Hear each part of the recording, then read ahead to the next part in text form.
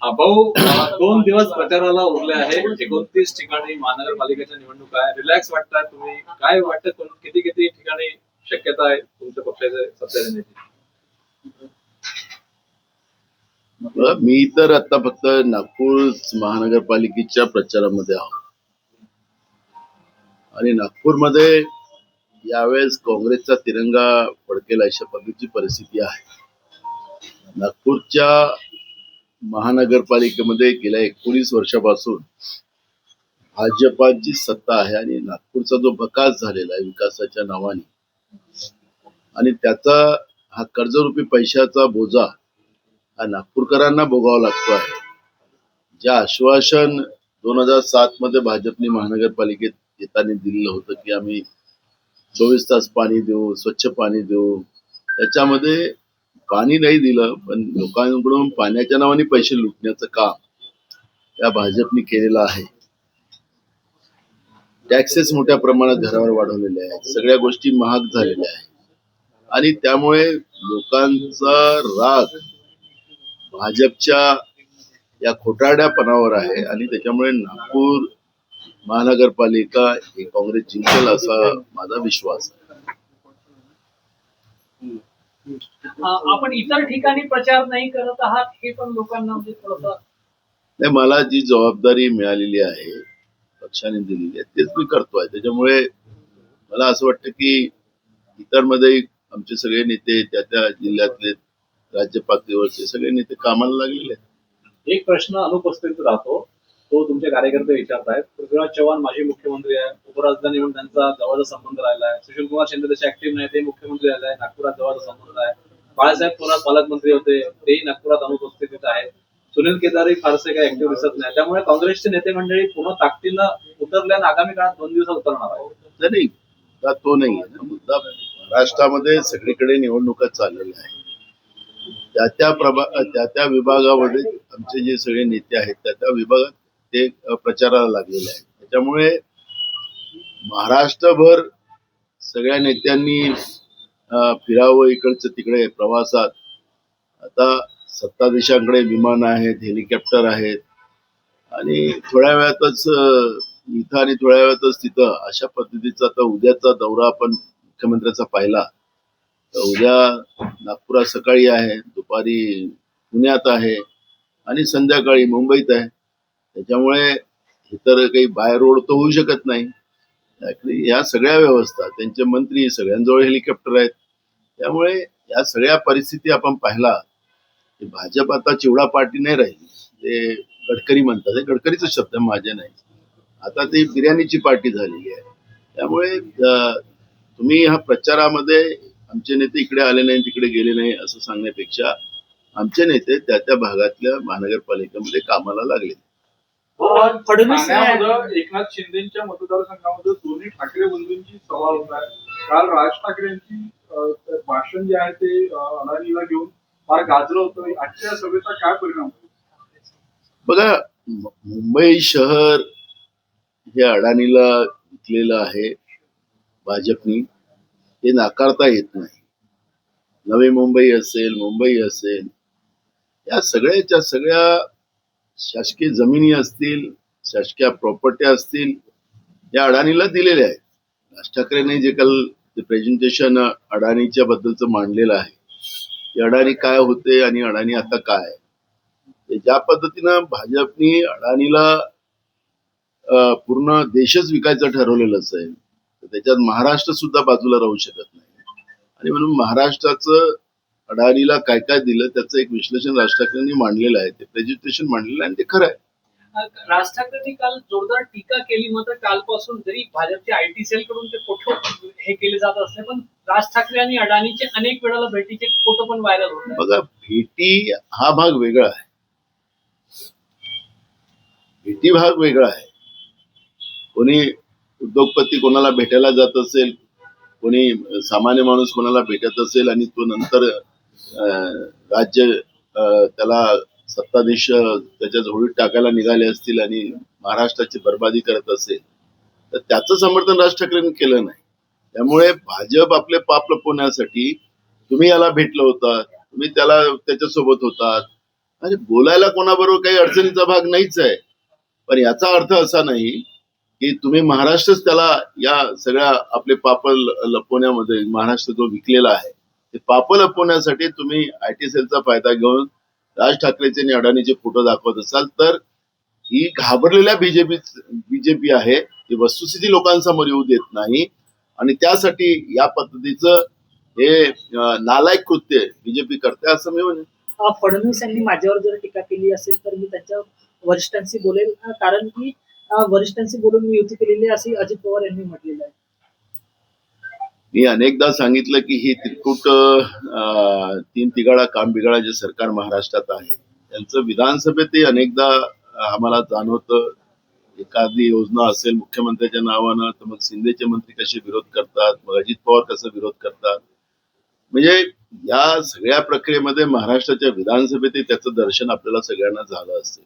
एक शिक्षण विभागाचा प्रश्न मी उपस्थित केला होता आणि त्या प्रश्नामध्येच ते दादा भुसेंनी माझा काय दोष आहे, तुम्ही मला बीजेपी वाले घेरताय असं म्हणाला तो. आणि तो अजित पवाराकडे बोट दाखवत होता की तिकडून मला पैसे मिळाले मी काय करू. म्हणजे ही जी काही परिस्थिती आज महाराष्ट्रामध्ये आहे त्या परिस्थितीची जाणीव पण भाजप शिंदे सेना असेल की अजित पवार असेल या दोघांना एक गिळंकृत केल्याशिवाय राहणार नाही अशी स्थिती आज आपण अजय दादा पुण्यामध्ये आपल्या भाषणात म्हणाले होते की मेट्रोमध्ये महिलांना जे प्रवास मोफत करू त्यावरूनच फडणवीसांना जेव्हा प्रश्न विचारला गेला ते म्हणाले की घोषणा करायला कोणाच्या बापाचं काय चाललं असं. मग ते घोषणाबाजीमध्ये फडणवीस कुठं माग आहे. त्यामुळे त्यांची छोटी घोषणा झाली अजित पवारांची पण मी त्याच्यापेक्षा पुढं आहो असं फडणवीसाला सांगायचं असेल. त्यामुळे फडणवीस घोषणा करायला काय लागतं असं म्हणाले, तुम्ही म्हणजे त्याच्यापेक्षा पुढं आहो असं सांगायचा प्रयत्न फडणवीसांनी केला असेल. मुंबईमध्ये काँग्रेसची एकही मोठी सभा झाली नाही. प्रकाश आंबेडकरांसोबत काँग्रेसची एक सभा होईल, काही काळ राहुल गांधी मुंबईत प्रचाराला येईल अशा सगळ्या चर्चा होत्या. आता एक दिवस शिल्लक आहे. बघा राहुल गांधींचं नगरपालिका स्थानिक स्वराज्य संस्थांमध्ये सभा होणं असं काही चर्चा पण मोदीच्या होऊ शकतं. त्याला काही अडचणीचा भाग नाही. ते प्रचारकच आहेत संघाचे. राहुल गांधी स्थानिक स्वराज्य संस्थांचे प्रचारक येतील असं कोणीच सांगितलं नाही आणि अशी अफवा कोणी उडवत असेल तर ते चुकीचं आहे. देवेंद्र फडणवीस एकही मोठी झालेली नाही मुंबईमध्ये. कोणी मोठे नेते देखील मुंबईत दिसले नाही काँग्रेस. त्याने आमचे स्थानिक पातळीवरचे तिथले आमचे खासदार वर्षा गायकवाड असेल सगळे आमचे नेते आमदार आहेत ते त्या पातळीवर सभा घेतात आहेत आणि मोठ्या सभा होतात आहेत. देवेंद्र फडणवीस स्वतःला म्हणजे मराठींना हिंदू मानत आई वडील हिंदू आहेत की नाही अशी टीका जी आहे ती उद्धव ठाकरेंनी केलेली आहे मराठीवादावर. आपण एक गोष्ट पाहिली की यांचे एक नेते आहेत उत्तर भारतीय कृपा शंकर नाव आहे त्यांचं. त्यांनी एक स्टेटमेंट केलं होतं मधल्या काळात की उत्तर भारतीयांचं वर्चस्व कसं आहे वगैरे वगैरे त्याच्यावर एक मोठा वाद झाला होता. आणि त्या वादामध्ये असं एक गोष्ट पुढे आली की जो मराठी बोलतो तो हिंदू आहे आणि जो हिंदी बोलतो तो हिंदू नाही आहे. म्हणजे मला एक कळत नाही की निवडणुकीच्या काळामध्ये हिंदी बोलणारा मराठी बोलणारा माणूस हिंदू नाही हे का प्रमाणपत्र देणारी भाजप पार्टी आहे का. मी माझ्या घरी हनुमान चालीसा वाचावं का नाही वाचावं ते मला सांगू शकतात. मी मला जे संस्कृती माझी आहे ते माझ्या संस्कृतीप्रमाणे मुसलमान असेल तर तो नमाज पडेल, शीख असेल तर तो गुरुद्वारात जाईल, बौद्ध असेल तर बौद्ध विहारात जाईल. हे कोण होतात, यांना कोणी दिलेला अधिकार हा लोकशाहीमध्ये की कोण आपल्या धर्माचं काय करावं. आमच्या नागपूर विभागामध्ये मोठ्या प्रमाणात परमात्मा एक सेवक आहेत. ते सत्यनारायणची पूजा वगैरे करतच नाही, त्यांनी वेगळी व्यवस्था केलेली आहे. तर मग त्यांना हिंदू नाही म्हणणार का हे लोक. हे कोण प्रमाणपत्र देणारी बीजेपी आहे, कोण हिंदू आहे कोण मुसलमान आहे कोण हे आहे. आणि म्हणून मला असं वाटतं की तुम्ही जे पाप केलेलं आहे गेल्या 12 वर्षात सत्तेमध्ये, मग नरेंद्र मोदी सरकार असो की फडणवीस सरकार असो, यांनी जे पाप केलेले आहे ते पाप लपवण्यासाठी तुम्ही धार्मिक तेढ निर्माण करून या पद्धतीनं तुम्ही आपले पाप लपवत असाल तर हे महाराष्ट्रातील जनता एवढी खुडी राहिलेली नाही. महाराष्ट्राच्या जनतेला आता भाजपचा असली चेहरा समजलेला आहे आणि त्याच्यामुळे या निवडणुकीमध्ये एक लोकांनी भूमिका घेतलेली आहे आणि घ्यावी की भाजपला आता प्रत्येक सत्तेच्या बाहेर काढावं अशा पद्धतीची भूमिका महाराष्ट्राच्या जनतेने घ्यावी. भाऊ, लाडकी बहीणच्या निधीवरून राज्य निवडणूक आयोगाने सुद्धा खुलासा राज्य सरकारकडे मागितला आहे. आपण प्रश्न उपस्थित केला होता की 14 जानेवारीच्या पार्श्वभूमीवर हे देणं निवडणुकीच्या पूर्वसंध्येला योग्य नाही. निवडणूक आयोगाने नाही, आम्ही प्रश्न उपस्थित केला नाही. आम्ही सांगितलं की निवडणुकीच्या तोंडावर नगरपालिकेच्या निवडणुका होत्या त्यावेळेस त्यांनी त्या हप्ता दिला. आता महानगरपालिका निवडणूक आहेत त्याच्यामध्ये हप्ता देतो, त्यावेळेस नगरपालिकेच्या भागातल्याच महिलांना दिले, आता महानगरपालिकेच्या महिलांना देतील. निवडणुकीच्या तोंडावर 1 हप्ता 2 हप्ता पेंडिंग ठेवून त्यावेळेस द्यायचं म्हणजे एक प्रकारचं प्रलोभन लाडक्या बहिणीला मतदानासाठी करावं, सत्तेचा दुरुपयोग करावा अशा पद्धतीची राजकारणी ही जी सत्ताधीशांची नियत आहे. खरं तर प्रत्येक स्थळावर आमच्या लाडक्या बहिणीचा अपमान करण्याचं काम, एकीकडे 1,500 रुपये दिले आणि एकीकडे 5,000 रुपयाची महागाई या फडणवीस सरकारने महाराष्ट्रामध्ये वाढवली आणि आमच्या लाडक्या बहिणीकडून महागाईच्या रूपानं पैसे काढून घेतले. हे बैमान भाऊ आहे, जे काही खरे सख्खे भाऊ नाहीये. लाडक्या बहिणीचे पैसे तिच्या खिशातून काढून घेणं, तिच्या लहान मुलाबाळाच्या तोंडातला घास हिसकणं म्हणजे त्याला हे बैमान भाऊ असं म्हटलं, त्याला वेगळा शब्द वापरतात विदर्भात, तो मी वापरणार नाही. पण मी तुम्हाला सांगतो की ह्या लाडक्या बहिणीचं एकीकडे कौतुक सगळ्यांनीच केलं पाहिजे, त्याला काही भाग नाही, बहिणी बहिणीच असतात.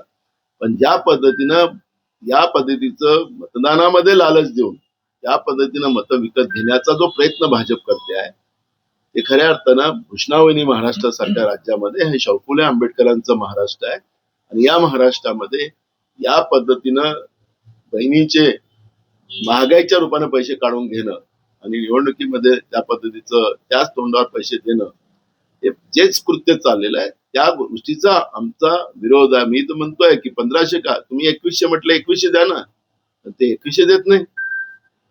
भाऊ, तुमच्यावर हाच एक आरोप होतोय. चंद्रशेखर बावनकुळे पण तुमच्या संदर्भात बोलताना असं म्हणाले, तुमचे पोल मॅनेजर अनिल वडवल्लीवार यांनीच हायकोर्टामध्ये याचिका केली आणि स्वतः नाना पटोलेच लाडकी बहीण योजना लागू होऊ नये यासाठी प्रयत्नशील आहे. त्याचा प्रचारही करताय की तुम्ही लाडकी बहीण योजनेच्या मला काय आता किती शिकल्यात मला माहित नाही बावनकुळे. आमचा जाहीरनामा वाचा, आम्ही 3,000 रुपये आमचं सरकार आल्यानंतर देऊ असं म्हटलेलं आहे. आणि राहिला अनिल वडपल्लीवार नावाच्या व्यक्तीला ते पुढे आणतात, तो काँग्रेसचा कधीच सदस्य राहिला नाही आणि आज काँग्रेसमध्येही नाही. त्याच्यामुळे या पद्धतीनं वडपल्लीवारांनी कोणासाठी काम केलं, कशासाठी याचिका टाकली आणि कसं त्या निवडणुकीच्या काळामध्ये भाऊ बनवायला बीजेपी आणि या महायुतीला संधी मिळायची, ते कोणाचा माणूस होता ते त्यांनी तपासावं. त्याच्यामुळे आम्ही लाडक्या बहिणीला, आणि म्हणून तुम्हाला सांगतो की लाडक्या बहिणीला 1,500 रुपये देऊन 5,000 रुपयाची महागाई वाढवली की नाही त्याने बावनकुळेने उत्तर द्यावं. डिझेल पेट्रोलचे भाव वाढवले, गॅसचे भाव वाढवले, किराणा सामानाचे भाव वाढवले, लाईटचे भाव वाढवले, किती गोष्टीचे भाव वाढवले सांगू. शेतीच्या मध्ये खताचे भाव वाढवले, 1,500च्या जागी 5,000 रुपये लाडक्या बहिणीकडून काढले. त्यामुळे बैमान भावांनी आमच्यावर टीका करायचा अधिकार त्यांना नाही आहे. त्याच्यामुळे बावनकुळेंनी थोडस माझ्याबद्दल बोलत असताना सांभाळून बोलावं असं माझं त्यांना विनंती आहे. पुणे जमीन गैरव्यवहार प्रकरणी अजित पवार यांचं एक वक्तव्य समोर आलेलं आहे. त्यांनी असं म्हटलं ते रजिस्ट्रारची चूक होती आणि त्यांनी तुम्ही राज्य करतात, तुमचे अधिकारी समजा चूक करताय तर तुम्ही काय झोपले होतात का? हा समजा मुद्दा पुढे आला नसता तर एवढी महागडी जमीन तुम्ही सस्त्यात घेतली असती कवडी मोल. जसं 1 रुपयाला तुम्ही नागपूरमध्ये सिम्बॉसिसला 40 एकर जमीन दिली, गरीब पोरांना शिक्षण देऊ असं सांगितलं. आता 16 लाख रुपये फी घ्यावं लागते तिथं. म्हणजे गरीबांना आता 16 लाख रुपये ते घरून आणायचे आहेत का? आणि त्याच्यामुळे या पद्धतीचं लबाडीकर याचं काम अजित पवारांनी सोडावं. मग तुम्हाला राज्य करता येत नाही, तुम्ही राज्य करते म्हणून तुमच्यावर प्रशासनावर तुमची धमक नसेल तर तुम्ही सत्तेच्या बाहेर या ना. आणि त्याच्यामुळे या पद्धतीचं थोतांड वाक्य राज्यकर्त्यांनी राज्यातल्या, मग फडणवीस असेल, अजित पवार असेल, एकनाथ शिंदे असेल, त्यांचं मंत्रिमंडळ असेल, त्यांनी हे शब्द वापरू नये. नाहीतर तुम्ही सत्ता चालवण्यामध्ये तुम्ही अपयशी ठरलात अशा पद्धतीचा महाराष्ट्राच्या जनतेच्या मध्ये तुमच्याबद्दल भूमिका जाईल. आणि आज तुमच्या या भ्रष्टाचारामुळे महाराष्ट्रामध्ये भ्रष्टाचार खालच्या लेवल पासून शासकीय प्रणालीमध्ये मोठ्या प्रमाणात वाढला आणि जनतेची लूट होत आहे. आणि त्याच्यामुळे या पद्धतीनं अधिकाऱ्यांचा दोष आहे असं सांगण्यामध्ये तुम्हाला तथ्य नाही. आणि म्हणून मी तुम्हाला वारंवार सांगतो की त्या प्रकरणात जे तुम्ही विलास खारगेची समिती बनवली त्याच्या जागी तुकाराम मुंडेची समिती करा असं मी सांगितलं होतं. म्हणजे दूध का दूध पाणी का पाणी झालं असतं, पण ते करायला हिंमत नाही या लोकांना. आणि म्हणून कोणाचा दोष आहे काय आहे ती वस्तुस्थिती पुढे आली असती.